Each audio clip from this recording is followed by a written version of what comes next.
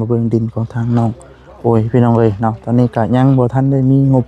เพิ่มเติมพี่น้องเอ้ยเนาะตอนนี้ก็ยังเหลืออยู่20,000ตอนนี้มีอยู่20,000พี่น้องเนาะยังเหลือ35,000พี่น้องเอ้ยเนาะในเรื่องดินของทางน้องโอ้ยพี่น้องเอ้ยเนาะเอาพี่น้องเอ้ยถ้าว่าเนาะท่านใดเนาะคิดเห็นเนาะ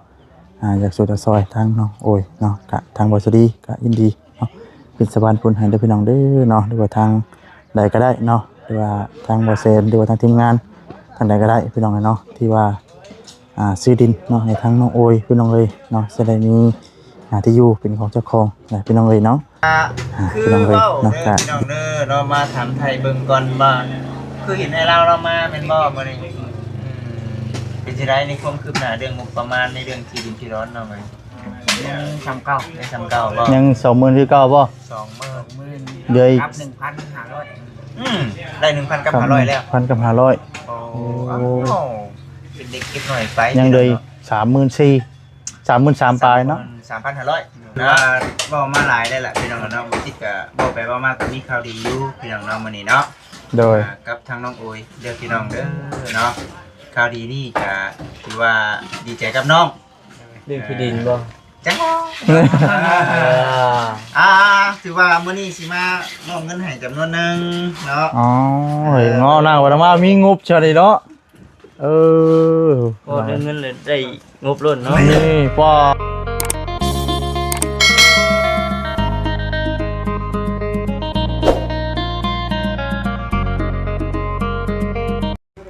พี่น้องเอ้ยเนาะกราบทักทายสบายดีเด้อพี่น้องเด้อเนาะสบายดีพ่อแม่พี่น้อง FC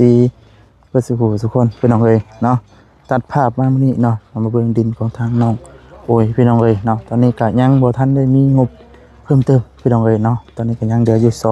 20,000ตอนนี้มีอยู่20,000พี่น้องเนาะยังเหลือ35,000พี่น้องเอ้ยเนาะในเรื่องดินของทางน้องโอ้ยพี่น้องเอ้ยเนาะเอาพี่น้องเอ้ยถ้าว่าเนาะท่านใดเนาะคิดเห็นเนาะอยากช่วยซอยทางน้องโอ้ยเนาะกะทางบ่สดีก็ยินดีเนาะเป็นสะพานบุญให้เด้อพี่น้องเด้อเนาะหรือว่าทางใดก็ได้เนาะหรือว่าทางบ่เซนหรือว่าทางทีมงานทางใดก็ได้พี่น้องเนาะที่ว่าซื้อดินเนาะให้ทางน้องโอ้ยพี่น้องเอ้ยเนาะจะได้มี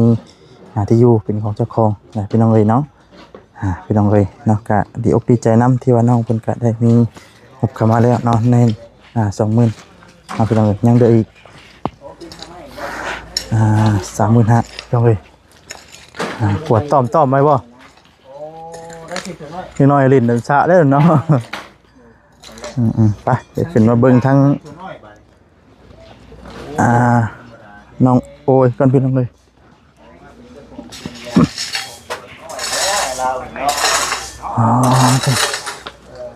ป่ะคุยกันสบายดีเด้อเนาะสบายดีจังเบามาสิดิเจ้าเบาจิตคนรอแล้วก็น้องโอ้ยคนงาม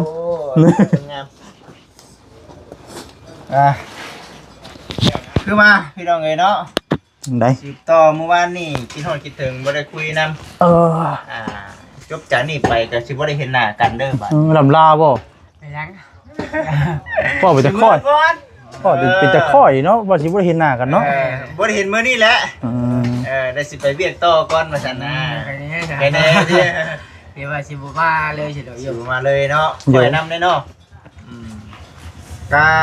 คือเว้าเด้อพี่น้องเด้อเรามาถามไทยเบิ่งก่อนว่าคือเห็นให้เรามาแม่นบ่มื้อนี้เป็นจังได๋ในความคืบหน้าเรื่องงบประมาณในเรื่องที่ดินที่ร้อนเนาะมื้อยังทำเก่าได้ทำเก่าบ่ยัง20,000คือเก่าบ่20,000เดือนครับ 1,500ได้ 1,000 กับ 500แล้ว1,000 กับ 500โอ้เป็นเด็กเก็บหน่อยไปยังเลย34,000 ปลายเนาะ 3,500นะอดใจรอพี่น้องเนาะถือว่าขออนุญาตนำก็คือจากหน่อยแล้วก็กลายเป็นหลายบาทนี้เนาะโดยแบบว่าว่าขออนุญาตนำ FC ผู้รักผู้ใหญ่เพิ่นก็ว่าเอ้าจะช่วยซ้ำนี้ก่อนซ้ำที่เฮาซอยได้ว่าซั่นนะน้องเอ้ยเบิ่งก่อนเพราะว่าพ่อแม่พี่น้อง FC เพิ่นก็คอมเมนต์กันเข้ามาหลายว่าโอ้ยว่าซั่นให้น้องเพิ่นได้ดิบ่สิเอ้ยเนาะเฮาก็รอเบิ่งไปเด้อพี่น้องเด้อเนาะรอเบิ่งไปน้องเพิ่นมีบุญวาสนาผู้รักผู้ใหญ่เพิ่นคิดเห็นเฮาก็โอ้ก็สิได้ไปอยู่ดินดีๆแหละ เว้าบ่สร้างได้ก็ว่ามีเงินเฮ็ดกระต๊อบน้อยก็สิว่าสิไปอยู่กระต๊อบบ่จักนะไปได้เนาะแม่นบ่ไปแล้วพี่น้องเอ้ยเนาะ ไปเด้อเนาะทางบ่เซน สบายดีสบายดี ไปกองใหม่ก่อน เสร็จกล้องใหม่ก่อนบ่รอบ่ คักแน่ดิ คนปักรอๆนึงเนาะ รอเลยนะเนาะนั่นแหละจังหวัดสบายดีสบายดี ว้าโธ่ นั่นแหละจั เอา งหวัด ดีว่าจุดนี่เนาะ นะมื้อนี้มาแจ้งงบอันดาความคืบหน้า งูกุม ความคืบหน้า งู เด็กส กุ ม ม ทบเดี๋ยวยังบ่มี เอาอีว่า นั่ง มาจากฮู้ความคืบหน้าของทางงบประมาณเพราะว่าเห็นในเราแล้วมาก็เลยว่ามีความคืบหน้าฮอดใช้แล้วจะมีความคืบหน้าดีเนาะ เพิ่มเติมอีกแล้วบ่เนาะ เพิ่มเติมอีกพันยัง 1,200 บาทบ่ 1,500เนาะ1,500 1,500โอ้ ก็มีความคืบหน้าแล้วเนาะ ไม่ว่าแล้ว เอ้าก็งบประมาณทางไงลาวเพิ่นล่ะว่ะอ่า เออ ยังเหลืออยู่ 33,500 บาท ตอนแรกนั้นยังสิเข้ามาใหม่พี่น้องเอ้ยเนาะคือทำบัญชีกับพุ่นแหละเพิ่นคันว่ามีผู้รักผู้ใหญ่เพิ่นให้เป็นสะพานบุญก็สิมาแจ้งคือกันพี่น้องเอ้ยเนาะตอนนี้ก็ถือว่า แจ้งเลยเรียกก่อน แจ้งได้บ่ แจ้งเลย เที่ยงเลย นั่นเลย โอ้ยมี เที่ยงแล้วว่าทางบ่เซนยังบ่มีเนาะว่าแต่ว่าเซนนะทางว่าสิดีก็คือกันนะยังบ่มีคือกัน เพราะว่าคือจากที่เว้าน้ำน้องเพิ่นพุ่งกินนี่เนี่ยเว้าขออนุญาตนำเนาะคันว่ามีทีมีทางนี่เป็นของตัวเองแล้วเนาะ สาวโทรมาหา โอ้ยผู้สาวน้อยเนาะมีแต่ปิดเสียงไว้ก่อนก็ได้ปิดเสียงไว้ก่อนอย่าวางเด้อย่าวางเด้เพิ่นเครียดเด้เนาะปิดเสียงไว้ปิดเป็นบ่เสียงน่ะโอ้ยแม่ฮักโอ้โทรมาพอดีเลยปิดเสียงตัวเลยปิดเสียงไว้ก่อนเนาะเป็นหนึ่งขออนุญาตเด้อเนาะบ่ปิดก็ได้เป็นแม่ที่ว่าแม่ฮักทั้งน้องเนาะก็เป็นแม่ฮักที่ว่าให้บ่จิตซื้อทานให้เด้จักแล้วว่า แม่นผู้เดียว แม่นFC ยังว่าเพิ่นบ่จักนะ สบายดี สบายดีเป็นทั้งแม่ฮักน้องป่วยเองนี่แหละหรือว่าบ่จิตเอิ้นว่าพี่อันน่ะมาไล่เนาะแม่นบ่แม่น เบิ่งดีๆเด้อบ่จีเด้อ แม่นเลยเนาะ แม่นแหละพี่น้องเอ้ยเนาะที่ว่าให้บ่จิตไปซื้อทานนั่นเด้แล้วน้องป่วยเป็นคนไปเบรกนำแน่ช่วงนั้นให้กับทางน้องเตเด้ เด้อ เห็นใจก็ถือว่าเป็นพี่เพิ่นเนาะบ่จิตเป็นพี่เนาะถือว่าเพิ่นก็ทักมาบอกอยู่มีแต่ว่าอะไรก็ตามแต่เนาะในเรื่องที่เรื่องทางนั่นแหละแต่รอเบิ่งรอชมไปน้ำกัน โดย รอเบิ่งรอชมไปน้ำกัน เพราะว่าตอนนี้ยังคือเก่าอยู่ว่าน้องเพิ่นก็ว่าอยู่กันว่ามีทีมีทางเป็นของตัวเองแต่ว่าบ่สร้างคันว่ามีเงินสำหรับจำนวนผู้กระทบก็สิอยู่นะเนาะนึกหัวได้ว่าได้ก็ได้ คืออยากนะสมมุติว่ามีที่ตัวเองอยากไปอยู่ด้วยแหละเนาะตอนนี้ไปอยู่ด้วยเพิ่น อยู่ได้แล้ว มันยังบ่ทันได้เป็นที่เฮาเด้ คนขออยู่ก่อนนี่แหละสิดอกไม้ไว้สิดอกนะไม้พอกไว้ก่อนนะทางในบ้านเลยสิดอกนะอยู่เนาะมาเฮ็ดให้ข่อยอยากแล้วบัดว่าเฮ็ดให้ข่อยใจจดใจจ่ออยู่ว่าซั่นนะเพราะว่าเพิ่นมาหมายพอกไว้พี่น้องเอ้ยมีแต่ว่าว่าซั่นรักหัวนี่แหละรักแลนว่าซั่นที่ดินที่ดอนน้องอุ้ยว่าซั่นหักโมเมนต์เต็มที่เนาะโมเมนต์เต็มร้อยเนาะยังก็มาอันนั้นแจ้งไว้พี่น้องเราชมแบบว่า หนุ่มอวยอารมณ์ดี ให้ซีหูน้ำเนเด้เพราะว่าหนึ่งก็คือมีทั้งไอ้เราเนาะเป็นนักหรือว่าเป็นรับหน้าที่เป็นสะพานบุญแบบว่าทบิดที่รับผู้ใหญ่เพิ่นเขามาหาก่อนเนาะเพราะฉะนั้นเขาจึงว่าหลายๆช่องจะช่วยกันว่าซั่นนะพี่น้องเอ้ยมีผมเป็นพี่น้อง FC เพิ่นเบิ่งแล้วเบิ่งอีกแล้วก็ขึ้นไปขึ้นมาเพื่อตัดสินใจเนาะช่วยเหลือน้องโอยเนาะพิจารณาอยู่ว่าคนผู้นี้ดูมันดีบ่หรือว่าขี้คร้านว่าซั่นนะเว้าน้ำ FC ด้วยนะดูมันหรือขี้คร้าน มันก็ เลี้ยงดูก็ดูอยู่แต่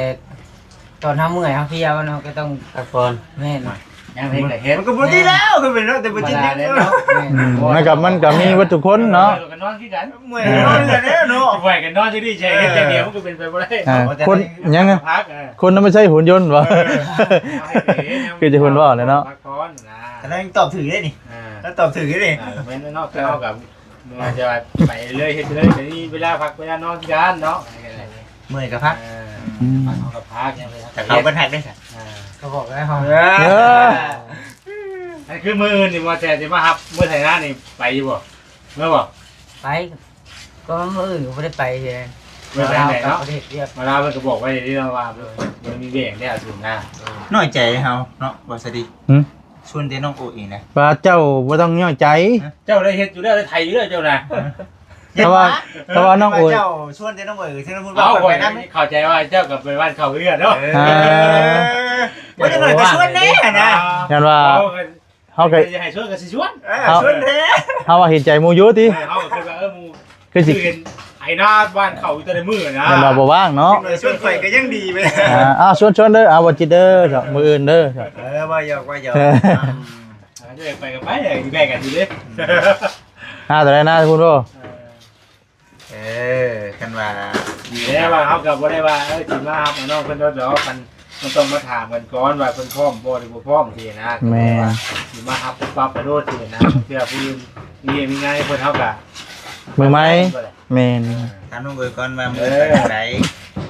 ถามทางโน้นทั้งบ่เล่าเพิ่นนั่นแหละเรียกกับน้องบ่สินะทางเพิ่นก็บอกไว้แล้วทางบ่เล่าเพิ่นก็บอกแล้ว ที่สิไปชวนมื่นบ่ว่างน้องโอยนะไปพาน้องโอยไปหาเงินก่อนเนาะว่าหยอกว่าหยอก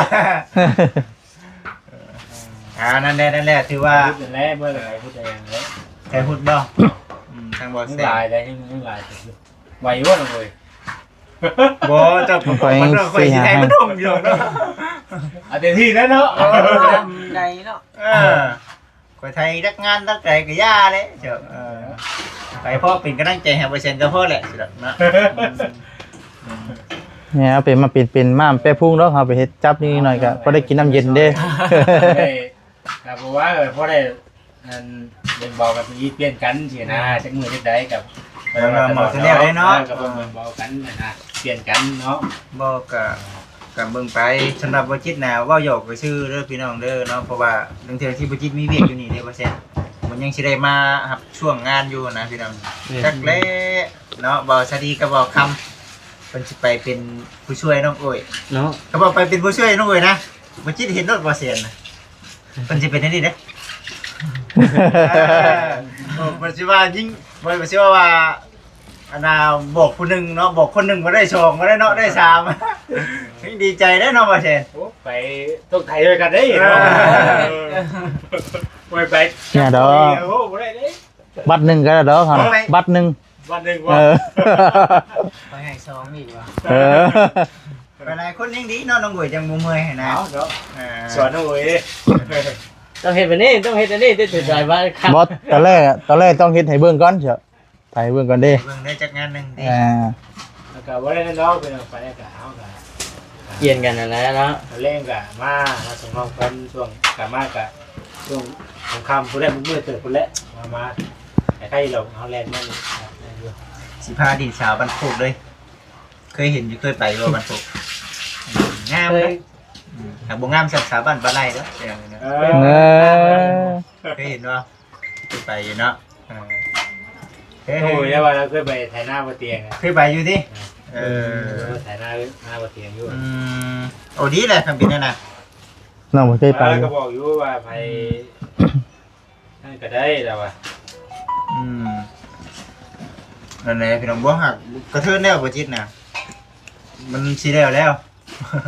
สิแล้วแล้วที่เราป้าต้องเอาไว้ล่ะยังอีก ยังหลายอยู่ของไปหา6ให้ ก็ยังบ่ถูกก็บ่ปาก ปีนี้คือสิได้ทงเดียวปีนี้ ก็บอกอันคือว่าอย่างที่ว่าผู้ใดไปก็ได้ผู้ใดเอาไปก็ได้ แต่ว่าต้องได้บอกให้เก่งก็เป็นสิพอนอกเป็นเราคนนี้ได้แน่ เอาอยู่กับอยู่ล่าดิ เดี๋ยวให้ไปบ่ก็มองนะพุ่นว่า เพราะว่าคนนี้น้ำอ ยัง ยู่ มีพี่เขาก็วนไปนะครับว่าไป เพราะว่าทั้งน้องเพิ่นคันอยู่นี่ก็สิเห็นหยังพอเป็นหน้าที่ของช่างอยู่แล้วเนาะกับในเรื่องการเรื่องงานผัดว่าทั้งน้องเพิ่นก็น้อง แต่ บ ก่ อ อน ย หน้านี้จะไปยังไงเนาะจะไปตะเก้าปีตะเก้า ตะกี้ ปีแต่เก่าจะเฮ็ดหยัง ไทยน้ำประมาณละ อ๋อ อ๋อ ประมาณ กระจายหน้าน้ำประมาณ ประมาณบ่ ปี ก็ดีเนาะใครกลัวอยู่ล่ะก็ชมไว้ได้พี่น้องเนาะชมไว้คือมันนั่นแล้วเนาะมันเป็นแล้วเนาะ กายชื่อว่าชอบเลยเนาะ ใครว่าชมดีแหละพี่น้องเนาะเคยเฮ็ดกับให้กับนาเนาะพอเฮาไปสู่เวียกสู่งานอยู่ทางอื่นแหละเฮาฮู้ว่ามันเมื่อยแต่ว่าเฮาต้องอดนะยังก็ต้องอดนั่นแหละพี่น้องเนาะคันบ่มีความอดทนมันก็บ่ได้เนาะมันก็บ่แล้วแหละพี่น้องต่อไปในอนาคตเนาะมันก็ยังสิสร้างครอบสร้างครัวอยู่เนาะ เอาลูกเอาเมียก็เรียนยังสิได้เรียนใหม่อีกแล้ว แม่น ก็ไปเห็นหน้าเฒ่าแล้วก็ลืมเบิดที่กินหยังบ่เป็นเบิดแล้ว ว่า ทราบบ่คำล็อกสิ ตอนอยู่เลยยังเป็นเบิด นะ พอไปเอาลูกเอาเมียไปอยู่นำบ่เฒ่าได้บัดลืมซะ อันนี้คือจาก เฮาบอกว่า จากประสบการณ์บ่ครับบ่ เป็นจังก็ตัวเดียว ยังก็บ่ถูกดิ เป็นยังก็บ่ถึกลืม บ่ว่าแต่บ่คำเลยว่าจะดีคือกันเลย ว่าเป็นผู้เป็น ก็ ว่าไป เยอะแล้วอันนี้เยอะแล้วน้องเพิ่น น้องเป็นในอนาคตแหละ เป็นไว้ก็ดีเนาะ เป็นไว้นี่สิว่าโอ้ใหญ่ซื่อๆเนาะไทยหน้าก็บ่เป็นว่าซั่นน่ะนะ อย่าว่าฉันได้บ่ต่ำบ่ชรีได้ มีบ่ซั่นเนาะแถวนี้ก็มีสร้างเป็น ใส่หน้าบ่ได้เป็นเลยว่าชรี ว่าเป็นไทยอยู่กัน ตะกี้ ตะกี้ที่กับไทยเป็นกัน อ้าวถ้ามาเป็นหาก็เป็นปีนี้แหละ หาก็เป็นปีนี้ เห็น ย่านไทยล่มมันง่ายบ่ ญาติไทยปีนมีง่าย ปีนี้ได้ยินข่าวว่าสิบ่ได้ดำหน้าเลยปีนี้เนาะว่าจะไปป้าอะไรว่าจะดีนะ ว่าชรีสิลำลาแล้ว เมื่อเช้านี่เห็น เนาะสวัสดีเด้อ เมื่อเช้านี่เห็นมันคุยหางานพึ่งอยู่ โอ้ย เศรษฐกิจเด้ ว่าสิลงไทยแล้ว เพราะว่าสิสิ สิบ่ได้เห็นว่าจะดีเลย สิลงไทยบ้านแล้ว ไปไทยบ้านเลย แม่น ให้ใจก็บ่อยากให้ไปเด้พี่น้องเนาะแต่ว่า แต่ว่าเฮาก็เลี้ยงภาระเด้เฮาก็ลูกสองในวันนี้ลูกก็ใหญ่ได้ผู้หนึงสิเข้าโรงเรียนเด้ น้ำท่านบ้าน หาเงินนำหมุนนำบ่ทันลูกก็สิเข้าโรงเรียนบัดบ่มีเงินส่งโรงเรียนนะ คือกันแล้ว มันต้องได้ไปหาเงินคือว่าได้ต้องไปหาเงินในทางถามงานไว้แล้วเมื่อเช้านี่ ได้แต่บ่ไง ในการว่ามือได้บ้านี่ พังเบิ่งก่อนพังเบิ่งไถนาแล้วก่อนดำนาพังเบิ่งก่อนดำนาหรือไถนาแล้วนี่แหละกะบ่ดนดอก สรุปแล้วสิรับหน้าได้เลยวัน มันก็ยังรับปากบ่ได้เด้ต้องถ้าเบิ่งถ้าพ่อถ้าแม่ก่อนว่าเราสิไหวบ่ สิบ่คิดฮอดบ่บาดนี่เนาะ เนาะโอ้ยมันคุยไปได้เช้านี่ยินว่าการงาน เกียนแล้วเกียนตัวแล้วติ แม่นเพราะว่า ว่ามาที่ลงไปก่อนเดี๋ยวจะลงตามหลัง หั่นน่ะ ไปเลยชมมากเลยยันข่อยไปแล้วบัด นี่อะไรสิเนาะ ไปต่างกันบ่สิ เอากะสี่ประมาณนั้นจะได้พี่น้องเด้อ มันบัวเนาะ แม่น คือหัวแล้ว มันบัวไหลเลยทีเดียวเนาะบัวดีดอกับบัวไหล จักสิว่าได้เนาะ หลายท่านหลายคนก็ว่ามีเงินมีแทนที่แม่เนี่ยบูเรื่องในเขาซื้อ ไปอยู่แน่ติ ดูที่แล้วผมไม่ได้มีเงินเลยแบบ เนาะหนูเนาะ คนได้ใช้จ่ายนะมันบุทงว่าท่านมึงเกิดอะไร มันหมุนบ่ทันเด้ เงินมันบ่แหละ รายจ่ายมัน รายจ่ายหลายกว่าได้รับ มันก็ต้องไปเลย สุดๆนะเอาสารเนาะถือว่าเว้ามาหลายได้แหละพี่น้องเนาะบ่คิดก็บ่ไปเว้ามาก็มีข่าวดีอยู่พี่น้องเนาะมื้อนี้เนาะ โดย กับทางน้องโอยเด้อพี่น้องเด้อเนาะข่าวดีนี่ก็ถือว่าดีใจกับน้อง เรื่องที่ดินบ่ จังถือว่ามื้อนี้สิมามอบเงินให้จำนวนหนึงเนาะ อ๋อเฮ้ยงอหน้าว่ามามีงบเฉยเนาะพอได้เงินเลยได้งบล้นเนาะ นี่ปอ ตัวหลายเด้ หลายได้ มีแต่ใบเขียวเท่เนาะ ใบเขียวได้นี่ อันนี้จะเป็นอาดาเงินเนาะที่คุณของน้ำเด้คุณของน้ำเป็น ผู้ละ300,000เนาะน้องบอยก็300,000ผู้น้องเวยก็300,000แล้วน้องเด้อก็ได้ซื้ออยู่ซื้อกินพอได้ให้กระโตเนาะ ก็ใส่ใจเนาะ ที่ทางตะเมเพิ่นคือเห็นอยู่นั่นแหละพี่น้องเลยเนาะถือว่าของน้ำของไรเขาก็สำเร็จเสร็จสิ้นเลยเด้มีแต่ใช้งานไปเนาะ มีแต่ใช้งาน พร้อมใช้งาน เอ้าน้องก้อยอันนี้มันกล้องน้ำ พี่กองหิน มา เว้ ว่าเช่ ย โอเคเก็บไว้เนาะ ต้องให้ไทยเนาะ เก็บไว้น้ำนั่นแหละพี่น้องเลยเนาะ เราได้ถุงงามอีกเนาะ ไม่บ่น่ะ ถุง เฮ้ยมึงอ่ะ ไม่ใช่ถุงนะ โอ้โห อ๋อถุงไม้พี่น้องเลย จะถูกไม่ มันยังไง